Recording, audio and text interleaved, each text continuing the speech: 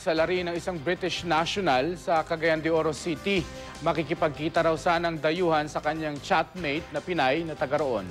Makibalita tayo kay Sosi Alamban ng GMA Northern Mindanao. Bumiyahe pa mula sa Inglaterra ang British national na si Bob Higreaves para makipagkita sa kanyang umanong chatmate na Pilipina. Matagal na raw kakilala ni Higreaves sa internet ang Pinay. Kahulog daw ang loob niya rito kaya nagdesisyong pumunta sa Pilipinas, partikular na sa Cagayan de Oro City kung saan daw nakatira ang Pilipina. Pero pagdating ni Higreaves sa lungsod noong Huwebes, hindi na raw niya nakontak ang kanyang chatmate. Ang masaklap pa, pinagnakawan pa raw ang British national habang naghahanap ng matutuluyan sa syudad. Hindi naman niya idintalya kung paano nawala ang kanyang mga gamit. Tumanggi rin siyang ipablatter ito sa pulisya. Pero dahil walang matuluyan, nakiusap siya sa CDO Police na sa istasyon muna makitulog. She's not coming out, so I need a safe place to stay.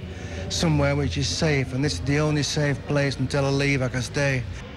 Hanggang ngayon, nakikitulog si Higreaves sa upuan sa labas ng istasyon ng pulis. Umaalis naman daw siya sa umaga. Kung tanong na mo siya diri siya matulog, ingon niya kay for safety daw sa iyang kagalingon. Munang diri siya matulog sa gawas sa among lingkuranan. Ayon sa dayuhan, sa Sabado nakatakda ang kanyang flight pabalik ng Inglaterra. Magsilbi rin daw sanang aral sa iba ang kanyang naranasan na huwag basta-basta magtitiwala sa mga nakikilala lang sa social networking sites. Sozi Alamban, Nagbabalita, Pilipinas.